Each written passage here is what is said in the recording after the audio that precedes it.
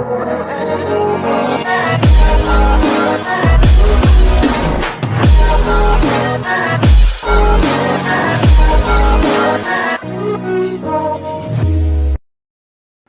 दोस्तों, तो आज मैं इस वीडियो में आपके साथ शेयर करूंगा अपनी लॉ की सीए फाइनल की सर्टिफाइड कॉपीज। तो मेक श्योर ये वीडियो आपको शुरू से लेकर लास्ट तक देखनी है। काफ़ी सारे बच्चों को लॉ में भी दिक्कत आती है कि सर लॉ के अंदर किस तरीके से आंसर्स को प्रेजेंट करना है और हमें कितने पार्ट्स के अंदर आंसर्स को देना है सो दैट एग्जामिनर हमें उस क्वेश्चंस के पूरे मार्क्स अलॉट कर दे। तो मैं अपनी सर्टिफाइड कॉपीज के थ्रू आप लोगों को ये बताने की कोशिश करूंगा कि आपको किस तरीके से आंसर्स को प्रेजेंट करना है। देखो, मैंने जो अटेम्प्ट दिया था वो दिसंबर 21 का अटेम्प्ट दिया था। उस टाइम पे लॉ का जो पेपर था वो काफ़ी लेंथी आया था, काफ़ी lengthy in the sense subjective part भी काफ़ी बड़ा आया था, मतलब क्वेश्चंस काफ़ी बड़े बड़े थे और आंसर्स उनका छोटा सा था। मेन जो चीज़ें पूछी गई थी वो लास्ट में थी और कहानी सी उन्होंने दे रखी थी। और मैं अगर तुम्हें ऑब्जेक्टिव की बात बताऊं, ऑब्जेक्टिव 30 मार्क्स का हमारा पेपर था। उसके अंदर भी जो क्वेश्चंस पूछे गए थे ना, इवन तो क्या होता है, केस स्टडी होती है, 2 केस सिनेरियो आते हैं एमसीक्यू के अंदर, वो भी केस सिनेरियो भी काफी बड़े बड़े थे। और इवन दो जो क्वेश्चंस भी थे ना, जो पर्टिकुलर सेपरेट जो क्वेश्चंस थे वो भी काफी बड़े बड़े क्वेश्चंस थे। तो अगर ओवरऑल देखा जाए तो लॉ का पेपर दिसंबर 21 का काफी बड़ा पेपर था। मतलब ऐसा पेपर था कि 3 घंटे के अंदर तो ये होने वाला नहीं था। मतलब अगर बंदे को अगर पूरा पेपर अटेम्प्ट करना है तो 4 घंटे तो उसको चाहिए। बट मेरी तो स्पीड है वो काफ़ी अच्छी है। मेरी स्टार्टिंग से ही लिखने की स्पीड काफ़ी अच्छी है और मैं प्रैक्टिस भी काफ़ी करता था लिखने की। इवन ये हमारा थ्योरी का सब्जेक्ट था, इसके अंदर भी मैंने लिखने की बहुत ज़्यादा प्रैक्टिस करी थी। चाहे वो डायरेक्टर का चैप्टर हो गया, चाहे वो की मैनेजर पर्सन का चैप्टर हो गया, इन सब चैप्टर्स की मैंने क्या करा था, हाथों से बाकायदा लिख के प्रैक्टिस की थी। सेक्शन नंबर लिखे थे, जैसे जिस तरीके से मुझे एग्जाम में प्रेजेंट करना है ना आंसर, उसकी मैं प्रिपरेशन अपने पहले ही प्रिपेयर करके गया था, प्रैक्टिस करके गया था उसकी पहले ही। तो इससे मुझे काफ़ी हेल्प मिली एग्जाम में आंसर्स को प्रेजेंट करने का। इससे मुझे ज़्यादा हेल्प मिली आंसर्स को किस तरीके से एग्जाम में प्रेजेंट करना है, क्योंकि मैं पहले ही प्रैक्टिस उसकी कर चुका था। तो आपको भी ये ध्यान रखना है कि जब भी आप लॉ प्रिपेयर कर रहे हो तो आपको क्या करना है, हाथों से उसको लिख के देखना है। एक तो आपको प्रोविजंस भी लर्न करना है और ऊपर से आपको हाथों से भी लिखना है, क्योंकि इवेंचुअली आपको एग्जाम में हाथों से ही लिखने पड़ेगा और 3 घंटे का टाइम है, तो वहां पर आपकी स्पीड भी चेक होती है। तो चलो आप देखते हैं मेरी सर्टिफाइड कॉपीज पे। देखो, ये है मेरी लॉ की कॉपी। अब देखो सब्जेक्टिव के अंदर मुझे कितने मार्क्स मिले हैं, 70 में से 29.5 मार्क्स मिले हैं। अब देखो, तुम्हें पहले ही मैं एक इंटरेस्टिंग चीज बता देता हूँ, ग्रेस मार्क बता देता हूँ। इस लॉ के सब्जेक्ट में भी मुझे ग्रेस मार्क मिले हैं और मुझे एफआर में भी एडिशनल मार्क मिले थे, ग्रेस मिले थे। एफआर की भी मैंने सर्टिफाइड कॉपी इसी चैनल पे डाल रखी है, अगर आपने वो नहीं देखी तो आप वो भी देख सकते हो। तो अब देखो, इसमें मुझे 70 में से 29.5 मार्क्स मिले हैं। अब चलो मैं पहले तुम्हें ये दिखाता हूँ, पहले सब्जेक्टिव दिखाता हूँ, फिर तुम्हें ओएमआर शीट भी दिखा दूंगा। तो ये मेरा लॉ का है। अब देखते हैं कि सबसे पहले मैंने क्वेश्चन कौन सा किया था। देखो, फिफ्थ किया था मैंने किया था फिफ्थ का ए पार्ट। तो अब पहले क्वेश्चन देखते हैं कि फिफ्थ का ए पार्ट क्या कहता था। अब देखो, तुम्हें समझ में आएगा कि अगर मैं तुम्हें दिसंबर 21 का पेपर दिखा रहा हूँ, तुम्हें समझ में आएगा कि क्वेश्चन कितने बड़े थे। एक तो पहले क्वेश्चन को पढ़ो और फिर ये डिसाइड करो कि आंसर्स को लिखना क्या उसने पूछा है, फिर कैसे लिखना है उसको। तो यहाँ पर हमसे पूछा था whether the objection raised by the director is right, वो राइट है या नहीं है। तो अब देखो मैंने इसको कैसे प्रेजेंट किया था फिफ्थ का ए पार्ट। पहले मैंने यहाँ पर कुछ कंपनीज एक्ट के बारे में बताया, अमलगमेशन रिकंस्ट्रक्शन के बारे में, और सेकंड पॉइंट में भी उसके बारे में कुछ डिस्कस किया। ये थर्ड भी बताया, ये फोर्थ पॉइंट, मतलब मैंने 4 पॉइंट बता दिए। देखो ये कितने मार्क्स का था, 4 मार्क्स का था, तो मैंने यहाँ पर 4 पॉइंट्स इसके बारे में बता दिए। ठीक है सर। फिर अब मैंने क्या करा, इसका एनालाइज करा इन द इंस्टांस केस, इसको केस को एनालाइज किया। और फिर थर्ड पार्ट के अंदर क्या, ये रहा मेरा थर्ड पार्ट, इसके अंदर मैंने कंक्लूजन दे दिया। अब मुझे इसमें कितने मार्क्स मिले, देखो स्टेप मार्क मुझे यहाँ मिले हैं 1.5 और यहाँ पर 1, तो टोटल मुझे कितने मार्क्स मिले हैं 2.5, मतलब 4 में से 2.5 मुझे मार्क्स मिले हैं ना। सेकंड क्वेश्चन और फिफ्थ का बी पार्ट, सॉरी फिफ्थ का बी पार्ट ये क्या था, रेजोल्यूशन प्रोफेशनल वाला था। देखो ये रेजोल्यूशन प्रोफेशनल वाला था, रेजोल्यूशन प्रोसेस वाला ये क्वेश्चन था। इसके अंदर हमें एग्जामाइन करना था कि डिस्ट्रिक्ट कलेक्टर डिनाई कर सकता है रिक्वेस्ट एनसीएलटी की या नहीं। तो देखो मैंने क्या लिखा था यहाँ पे, फर्स्ट पॉइंट में लिखा, पॉइंट तो मैं हमेशा आंसर देना आपको, सेकंड पॉइंट लिखा, इसके मुझे कोई आंसर नहीं मिले, इस पॉइंट के मुझे आंसर दिए, देखो आपको ये दिख रहा है ना, ये बॉक्स स्क्वायर, यहाँ पर मुझे आंसर टिक का साइन हो रखा है यहाँ पर, इसके मुझे आंसर मिले स्टेप मार्किंग के। फिर यहाँ पर मैंने सेकंड पार्ट में केस को डिस्कस किया, फिर थर्ड पार्ट के अंदर मैंने कंक्लूजन। तो आप देख रहे हो, आपको समझ में आ रहा है कि आपको किस तरीके से आंसर प्रेजेंट करना है। पहले तो आपको उसका कॉन्सेप्ट बताना है, फिर आपको एनालाइज करना है केस, एंड देन आपको कंक्लूजन ड्रॉ करना है। इसके अंदर मुझे फिफ्थ का बी में मुझे 1 मार्क्स मिला है। कितने मार्क्स आता है ये? 4 मार्क्स का क्वेश्चन था, 1 मार्क्स मुझे मिला है। बाकायदा अगर मैं तुम्हें सच बात बताऊं, ये वाला क्वेश्चन का मुझे नहीं पता था कि आंसर क्या है, बट फिर भी मुझे थोड़ी बहुत इसके बारे में अंडरस्टैंडिंग थी, तो मैंने फिर भी इस क्वेश्चन को अटेम्प्ट कर लिया और मुझे देखो 1 मार्क्स मिल गया। एक मार्क्स बहुत कीमती है यहाँ पर। सी क्वेश्चन। अब सी क्वेश्चन क्या कहता था, एक तो इतना बड़ा क्वेश्चन है सी, देखो एक तो इसको पढ़ो, फिर इसके ये 3 पार्ट है, ये कितने मार्क्स का था? 6 मार्क्स का, 3 पार्ट है, 2 मार्क्स से एक पार्ट है, इसने मुझे 3 पूछे थे। तो मैंने कैसे किया है एक बार देखते हैं। फिफ्थ का सी, पहले मैंने इसकी इंट्रोडक्शन किया, ऑपरेशन कैरेक्टर क्या होता है उसकी डेफिनेशन दी, और उसके बारे में कुछ 2 पॉइंट्स मैंने बताए, और इसमें देखो मुझे 2 मार्क्स मिल गए। ठीक है, 2 मार्क्स के 3 पॉइंट थे ना, तो एक फर्स्ट पॉइंट के तो मुझे यहाँ पर 2 मार्क्स मिल गए, क्योंकि मैंने यहाँ पर उसकी डेफिनेशन बता रखी है ऑपरेशन कैरेक्टर की, और उसके बारे में 2 पॉइंट मैंने बता दिए। और यहाँ पर इसका कंक्लूजन दे दिया। अब इसका सेकंड पॉइंट देखते हैं क्या है। इफ COC नॉट कॉन्स्टिट्यूटेड, अगर कॉन्स्टिट्यूट नहीं होती, इसके अंदर 2 मार्क्स का था, इसके अंदर मुझे 1 मार्क्स मिले हैं। और थर्ड वाला पार्ट, इसके अंदर भी ये भी 2 मार्क्स का था, इसके अंदर मुझे 1 मार्क्स मिले हैं। तो ओवरऑल अगर देखा जाए तो फिफ्थ के सी में मुझे 4 मार्क्स मिले, मतलब 6 में से 4 मार्क्स मिले हैं। राइट, अब देखते हैं नेक्स्ट क्वेश्चन मैंने कौन सा किया है। थर्ड का ए, तो थर्ड तो है ऊपर चलते हैं थर्ड पे, ये रहा नीचे, ये आ गया मेरा थर्ड, ये रहा थर्ड। तो थर्ड के अंदर हमें वैल्यूएशन चैप्टर से हमसे पूछा गया था, 2 पॉइंट्स पूछे गए हैं, 2 मार्क्स का 1 पॉइंट है। तो अब देखते हैं कि मैंने आंसर किस तरीके से प्रेजेंट किया था। ये फर्स्ट पॉइंट बताया, फर्स्ट पॉइंट के अंदर इसके 2 सब पॉइंट बताए, इसमें मुझे 2 में से 1 मार्क्स मिले हैं। लेकिन पूरे मार्क्स तो मिलने ही नहीं है, कितना भी जोर लगा लो आप। और सेकंड का भी, सेकंड में क्या पूछा था, eligibility to become a register valuer, तो उसमें मैंने ये सारी चीज़ें यहाँ पर बता दी, और यहाँ पर भी मुझे सेकंड में से 2 में से 1 मार्क्स मिले हैं। तो ओवरऑल अगर देखा जाए तो 4 में से मुझे 2 मार्क्स यहाँ पर अलॉट हुए। राइट, अब देखो नेक्स्ट थर्ड का बी पार्ट। मतलब आपको देखना, मेरी लॉ की कॉपी देखना, आपको ऐसा लगेगा कि कितना सारा भर रखा है, कितनी मैंने मेरे ख्याल से 2-3 शीट ली होगी मैंने, और इतना सारा कंटेंट इसके अंदर है, क्योंकि ये काफ़ी लेंथी पेपर था हमारा। ऑडिट का पेपर जो दिसंबर 21 का था, वो काफ़ी ज़्यादा लेंथी था, मतलब बंदा 3 घंटे के अंदर कर ही नहीं सकता था। वो तो मेरी भगवान की दया से मेरी स्पीड अच्छी है, तो मैं जल्दी लिखता हूँ, जो जैसा दिमाग में आता है वो पेल देता हूँ, मैं बहुत जल्दी लिखता हूँ, स्पीड मेरी काफ़ी अच्छी है। थर्ड का बी पार्ट देखो, थर्ड का बी पार्ट क्या कहता है। थर्ड का बी ये रहा, एक तो इस पूरे क्वेश्चन को पढ़ो और फिर पता लगाओ कि ये कह क्या रहा है, इसके अंदर पूछा क्या है, लिखना क्या है, और फिर किस तरीके से लिखना है, वो भी चीज़ है। तो इसमें एक चीज़ तो समझ में आ रही है, मैं कंपनी एक्ट के रिलेशन में कुछ क्वेश्चन है ये। तो अब देखते हैं कि मैंने आंसर्स का कैसे प्रेजेंट किया था पॉइंट्स में। देखो फर्स्ट पॉइंट का, ये फर्स्ट, ये सेकंड, ये थर्ड और ये फोर्थ के अंदर भी मैंने कुछ 3 सब पार्ट बताए हैं। और इसमें देखा जाए तो मेरा, अच्छा वैसे इसके अंदर अगर देखा जाए तो 2 पार्ट है, फर्स्ट और सेकंड पार्ट था। तो फर्स्ट पार्ट के अंदर मुझे 1 मार्क मिला है, और इसके अंदर भी मुझे 1 मार्क मिला है। तो ओवरऑल अगर देखा जाए तो मुझे 2 मार्क्स मिले, मतलब 4 में से मुझे 2 मार्क्स मिले, क्योंकि 2 मार्क्स का 2 पॉइंट है। अब आ जाओ नीचे, थर्ड का सी पार्ट। थर्ड का सी कितने मार्क्स का है देखते हैं जरा।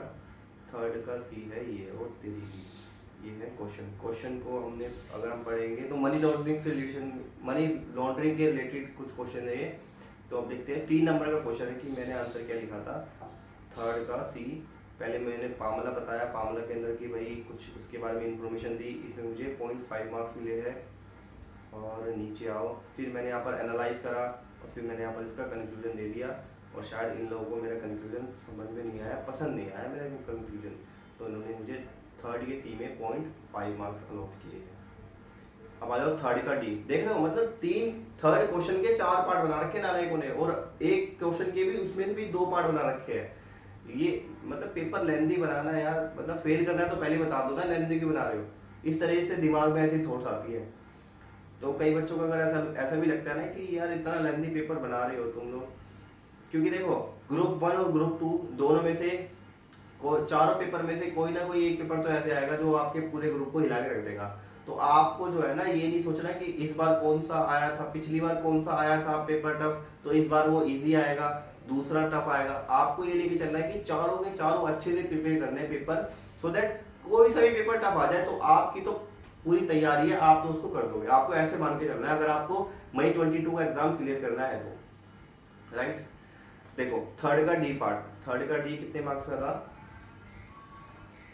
थर्ड का डी है ये 3 मार्क्स का। ये भी पामला का क्वेश्चन है, prevention of money laundering act 2002, उसका 3 मार्क्स का क्वेश्चन है।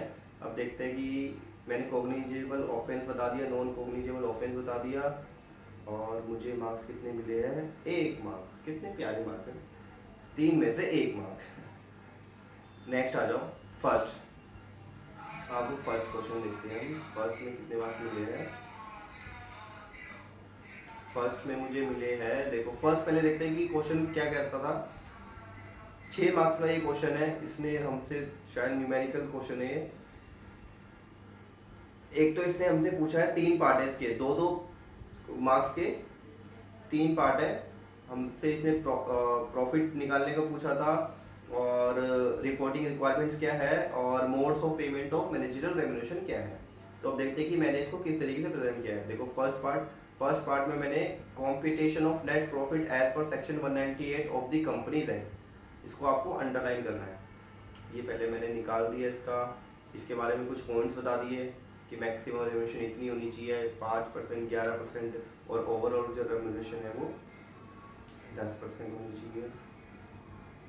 ओवरऑल हमारी मैक्सिमम जो रेम्युनरेशन है वो 10% है, और ये सारी लिमिट्स मैंने यहाँ पर बता दी है।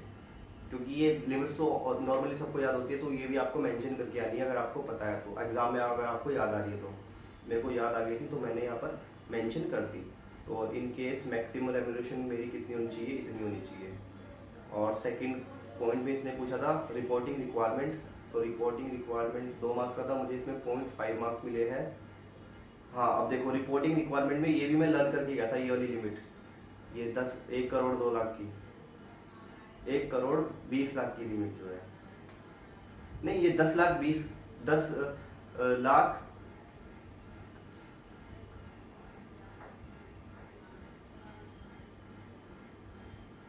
हाँ अब देखो ये वाली जो लिमिट है ये भी मैं लर्न करके गया था, ठीक है। अब आ जाओ नीचे, और अब अगर ओवरऑल देखा जाए तो फर्स्ट के ए में मुझे कितने मार्क्स मिले? 6 में से 3 मार्क्स मिले, ठीक है। अब आ जाओ नीचे, फर्स्ट का बी पार्ट क्या कहता है? फर्स्ट का बी पार्ट, उसके भी 2 पार्ट है, 4 मार्क्स का क्वेश्चन है, 2-2 मार्क्स के 2 पार्ट है। अब देखते हैं, मैंने पहले फर्स्ट पॉइंट बताया, ये सेकंड बताया, ये थर्ड बताया, और इसका यहाँ पर एनालाइज कर दिया, एनालिसिस ऑफ केस कर दिया, और फिर यहाँ पर इसका कंक्लूजन दे दिया। कंक्लूजन में मैंने फर्स्ट और दोनों के कंक्लूजन दे दिए, ठीक है। तो यहाँ पर अगर देखा जाए तो फर्स्ट का बी पार्ट मुझे कितने का पड़ा? ये मुझे 0.5 मार्क्स इसके अंदर, मतलब इतनी सारी चीज़ें लिखने के बाद भी आपको इतने मार्क्स मिल रहे हैं, तो इससे पता लगना चाहिए कि आपको ज़्यादा मेहनत करनी है, आपको लिखने की बहुत प्रैक्टिस करनी है, क्योंकि एग्जाम में आपको लिखना ही पड़ेगा। फर्स्ट का सी पार्ट, फर्स्ट का सी देखो, डायरेक्टर रेम्युनरेशन से रिलेटेड क्वेश्चन है ये। तो फर्स्ट का सी, इसके भी 2 पार्ट थे, सी के भी 2 पार्ट है, फर्स्ट और सेकंड 2-2 मार्क्स के 2 पार्ट है। अब देखो फर्स्ट का सी, ये है मेरा फर्स्ट पार्ट में मैंने पॉइंट्स बनाए, सब पॉइंट्स फर्स्ट, सेकंड और ये थर्ड, ये 3 पॉइंट मैंने यहाँ दिए, फिर इसका एनालाइज किया मैंने, और एंड देन यहाँ पर कंक्लूजन दे दिया। इन नालायकों ने मुझे भी 1 मार्क्स दे दिए, 2 में से 1 मार्क्स दे दिए, मतलब पूरे मार्क्स तो देने ही नहीं है नालायकों को। और फिर सेकंड के अंदर मैंने इनकी इफेक्टिव कैपिटल निकाली है। देखो ये लिमिट आपको भी याद करके जानी है, पता नहीं कब कहाँ कैसे आ जाए। और यहाँ पर मैंने इसका कंक्लूजन दे दिया। तो अगर देखा जाए तो फर्स्ट के सी में मुझे कितने मार्क्स मिले हैं, 4 में से 2.5, मतलब आधे से 0.5 ज़्यादा। ठीक है, अब आ जाओ नेक्स्ट मैंने कौन सा क्वेश्चन किया है, फोर्थ का ए पार्ट। अब देखो फोर्थ का ए पार्ट, फोर्थ का ए,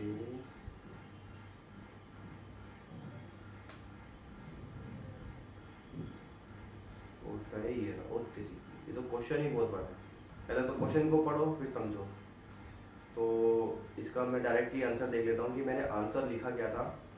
पहले मैंने इसको पॉइंट्स में लिखा, फर्स्ट पॉइंट, सेकंड पॉइंट। देखो मैंने यहाँ पर क्या कर रखा है, हर बार इसको अंडरलाइन कर रखा है। आपको भी यहाँ पर क्या करना है, मेन कीवर्ड्स आपको अंडरलाइन करने हैं। यहाँ पर एनालाइज कर दिया, इसके मुझे यहाँ पर 1 मार्क्स मिल गए। अब वो नीचे आ जाओ, फिर मैंने यहाँ पर कंक्लूजन ड्रॉ कर दिया। ये कितने मार्क्स का क्वेश्चन था, 4 मार्क्स का क्वेश्चन था, और ये था 4 मार्क्स का क्वेश्चन, और मुझे 4 में से 2 मार्क्स मिले। It's pretty good. अब आ जाओ फोर्थ का बी पार्ट देखते हैं। फोर्थ का बी पार्ट, ये देखो इसका क्वेश्चन क्या था। फोर्थ का बी, ये सेबी एलओडीआर से रिलेटेड था। इसके अंदर हमें डेट्स कुछ बतानी थी शायद, हाँ डेट्स हमें बतानी थी इसके अंदर। तो ये तो मैं याद ही नहीं करके गया था। सेबी एलओडीआर के अंदर, इसके अंदर काफ़ी सारी डेट्स थी, तो मैं इन डेट्स को तो लर्न ही नहीं करके गया था। बट मैं आपको ये सजेशन दूंगा, अगर आप लो प्रिपेयर कर रहे हो और इसके अंदर पास होना चाहते हो, पिछली बार आप फेल हुए थे और इस बार आप पास होना चाहते हो, तो आपको एक एक चीज़ लर्न करके जानी पड़ेगी, एक एक लिमिट्स आपको लर्न करके जानी पड़ेगी। चाहे वो मॉनेटरी लिमिट हो, चाहे वो टाइम पीरियड हो, आपको सारे के सारी चीज़ें लर्न करके जानी है। मतलब आपके माइंड में ऐसा नहीं होना चाहिए कि यार इसको मैं छोड़ देता हूँ, ये तो कहाँ ही एग्जाम में आएगा, पिछली बार भी नहीं आता, काफ़ी सालों से नहीं आ रहा है, वो अगले आपके अटेम्प्ट में आ जाएगा। आपको ये सोच के चलना है कि कोई सी भी चीज़ एग्जाम में आ जाए, मैं तो सारी चीज़ें कर दूंगा या मैं सारी चीज़ें कर दूंगी। इस तरीके की अगर आप अप्रोच फॉलो करोगे ना, तो आपको पास होने से कोई भी नहीं रोक सकता। आप फेल हो रहे हो क्योंकि वो आप उसको अलाउ कर रहे हो। आप अगर पास होगे तो वो आप ही खुद को पास करा सकते हो, फेल अगर होगे तो खुद को ही फेल कराओगे। ये सारी चीज़ें आपके ऊपर है, आपको मेहनत करनी है, आपको प्रैक्टिस करनी है। Practice makes man perfect. आप जितनी ज़्यादा प्रैक्टिस करोगे आप उतने ही परफेक्ट होते चले जाओगे। राइट, देखो इसके अंदर मुझे पूरे के पूरे 0 मार्क्स मिले क्योंकि ये मुझे आता ही नहीं था, लेकिन फिर भी मैंने, देखो देख रहे हो, मतलब मेरे को कोई क्वेश्चन अगर नहीं भी आता ना, फिर भी लास्ट में मैं उसको छोड़ देता था और लास्ट में जाके उसको वो मैं अटेम्प्ट करता था, सो दैट कुछ तो मार्क्स मिलेंगे, 0.5 तो मार्क्स मिलेंगे, 1 तो मार्क्स मिलेंगे, जीरो तो मार्क्स मिलेंगे। यहाँ पे 0 मिल रखे हैं। और कई ऐसे भी क्वेश्चन है जो मेरे को नहीं भी आते थे, उसके अंदर मुझे 1 भी मार्क्स मिले हैं, 0.5 भी मार्क्स मिले हैं। कुछ ना मिले थे तो कुछ मिलना ही बेहतर है ना। आओ जो नेक्स्ट फोर्थ के सी पार्ट पे, फोर्थ का सी पार्ट, ये रहा मेरा फोर्थ का सी पार्ट। तो ये फोर्थ का सी, ये रहा, ये फॉरेन कंट्रीब्यूशन से रिलेटेड था। 3 मार्क्स का क्वेश्चन था, 1.5 मार्क्स से 2 पॉइंट थे इसके। तो फर्स्ट पॉइंट मैंने यहाँ पर बताया, इसके अंदर मुझे 1 मार्क्स मिला, और इसका सेकंड पॉइंट के अंदर मुझे 1 मार्क्स मिला। तो ओवरऑल अगर दिखाया तो मुझे 3 में से 2 मार्क्स यहाँ पर मिले हैं। अब फोर्थ का डी पार्ट, फोर्थ का डी था, आर्बिट्रेशन से रिलेटेड था। आर्बिट्रेशन भी मैं ज़्यादा कुछ खास पढ़ के नहीं गया था, बट इसकी मैंने जनरल अंडरस्टैंडिंग ले ली थी। आर्बिट्रेशन में मुझे कितने मार्क्स मिले हैं मैं तुम्हें डायरेक्ट दिखाता हूँ। बहुत अच्छे मुझे मार्क्स मिले हैं, यहाँ पर 0 मार्क्स मुझे मिले हैं, क्योंकि आर्बिट्रेशन की बस मैं जनरल अंडरस्टैंडिंग लेके गया था, डेप्थ में मैं करके नहीं गया था। क्योंकि आर्बिट्रेशन को हम सबसे लीस्ट मानते हैं, कि मतलब सबसे लीस्ट प्रायोरिटी पे हम इसको करके जाते हैं, क्योंकि ये कैटेगरी सी चैप्टर होता है। तो मेरी तो आपको ये सजेशन होगा कि आप इसको पूरा करके जाना, कैटेगरी सी चैप्टर को भी एक बार गो थ्रू करके जाना। राइट, अब आ जाओ। अच्छा, अब देखते हैं कि मेरे और कौन सा क्वेश्चन किया था। सिक्स्थ का ए, ये था, फिजिकल मैकेनिज्म का क्वेश्चन था। ये मुझे अभी भी याद है, ये मेरा काफ़ी प्यारा क्वेश्चन था, मैंने अच्छे से इसको किया था, मुझे काफ़ी सुंदर लगा ये क्वेश्चन। तो इसलिए इतना बड़ा इसका क्वेश्चन होने के बावजूद भी मैंने इस क्वेश्चन को अटेम्प्ट किया, क्योंकि ये मुझे बहुत ज़्यादा सुंदर लगा। सुंदर इन द सेंस मुझे पता था कि इस क्वेश्चन का आंसर मुझे किस तरीके से प्रेजेंट करना है। देखो एक तो इतना 1.5 पेज का तो ये क्वेश्चन था और फिर उसका आंसर लिखना, वाह रे वाह। तो ये 4 नंबर का क्वेश्चन था। अब देखते हैं मुझे मिले कितने। तो पहले मैंने विजुअल मैकेनिज्म को समझाया, ये पॉलिसी समझाई कि भाई ऑडिट कमेटी से इसको अप्रूव करवाना होता है, और डिस्क्लोजर रिक्वायरमेंट मेरे को पता थी ये।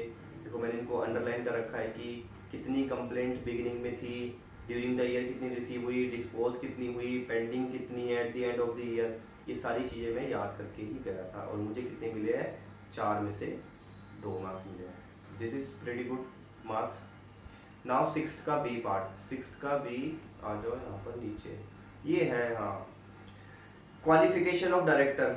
ये रूल आया था, appointment and qualification of director rule 2014। माँ कसम खा के कहता हूँ ये मैं पढ़ के ही नहीं गया था, लेकिन फिर भी मैंने इसको लास्ट में जाके अटेम्प्ट किया था। देखो 4 नंबर का क्वेश्चन है, अब दिखाता हूँ तुम्हें मुझे इसमें मार्क्स कितने मिले थे। सिक्स का बी, पहले फर्स्ट पार्ट में तो मुझे 0 मार्क्स मिले, नहीं इसमें कुछ नहीं मिला। सेकंड पार्ट के अंदर मुझे 1.5 मार्क्स मिले, देखा तो मतलब 4 में से मुझे 1.5 मार्क्स मिल गए, क्योंकि क्वालिफिकेशन ऑफ डायरेक्टर की इंडिपेंडेंट डायरेक्टर में पढ़ के गया था, और डायरेक्टर का पूरा चैप्टर में पढ़ के गया था, तो इसकी मुझे थोड़ी सी नॉलेज थी। तो इस वजह से भी मुझे रूल मैं पढ़ के नहीं गया था, लेकिन फिर भी मैंने इस क्वेश्चन को अटेम्प्ट करा और मुझे 1.5 मार्क्स यहाँ पर अलॉट हो गए। तो आपको भी ये मेक श्योर करना है कि जितने क्वेश्चंस आपको आते हैं वो तो परफेक्टली करने हैं, और जिन क्वेश्चंस में आप कॉन्फिडेंट नहीं हो वो क्वेश्चन भी आपको लास्ट में अटेम्प्ट करने हैं। सर दिक्कत तो ये है ना, ये टाइम ही तो नहीं मिल पाता, तो आपको यही तो बनानी पड़ेगी स्पीड ही तो आपको बनानी पड़ेगी, सो दैट आपको लास्ट में टाइम मिले और आप एक बार अपने पूरे पेपर को गो थ्रू करो।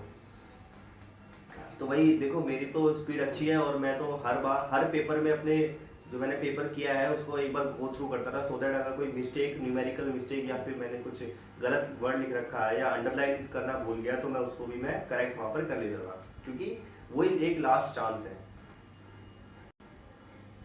अब आ जाओ सिक्स्थ का सी पार्ट, एक बार देखते हैं सिक्स्थ का सी क्वेश्चन क्या था। सिक्स्थ का सी क्वेश्चन है, ये भी मनी लॉन्ड्रिंग से संबंधित क्वेश्चन था एक, पनिशमेंट अंडर पामला एक्ट। तो यहाँ पर मुझे 0.5 मार्क्स मिले हैं। यहाँ पर पॉइंट्स बनाना भूल गया, ये था क्योंकि सबसे लास्ट में मैंने ये किया क्वेश्चन, पॉइंट्स बनाना भूल गया। यहाँ पर मुझे 4 में से आई थिंक 4 मार्क्स, 3 मार्क्स का क्वेश्चन था, 3 में से मुझे 1 मार्क्स मिला।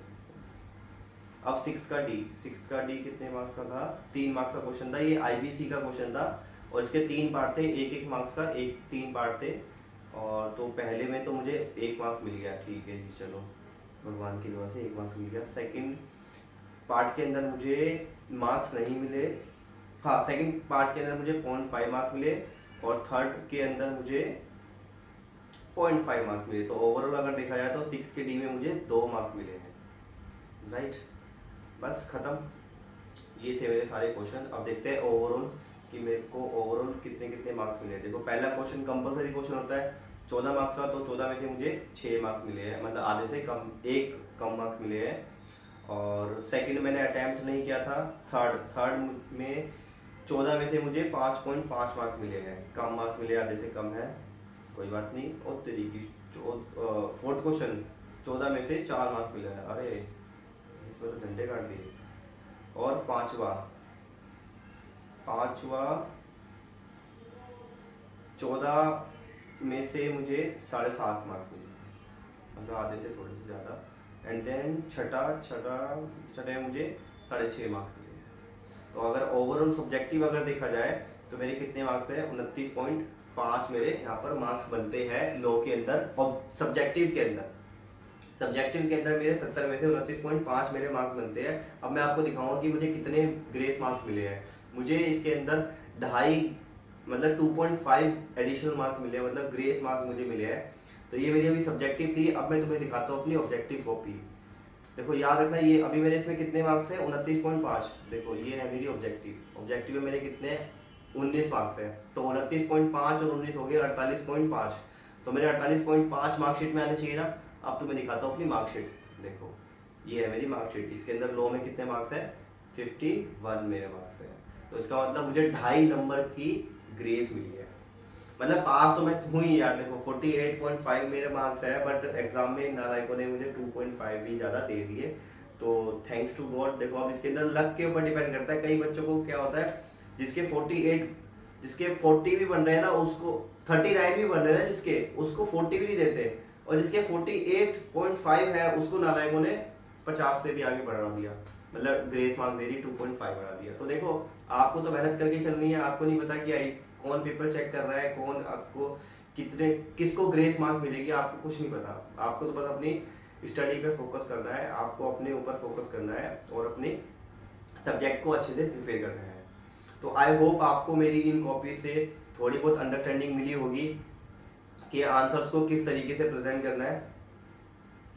और मैंने इसी चैनल पे अपनी ग्रुप 1 की सारी चारों पेपर की सर्टिफाइड कॉपी अपलोड कर रखी है। तो अगर आपने वो भी वीडियो नहीं देखी तो आप वो वाली वीडियोस भी देख सकते हो। और मैंने इसी चैनल पे TDS, TCS और एडवांस टैक्स की भी काफ़ी सारी वीडियो डाल रखी है, डिटेल वीडियो डाल रखी है। अगर आपको वो भी देखना है तो आप वो भी देख सकते हो।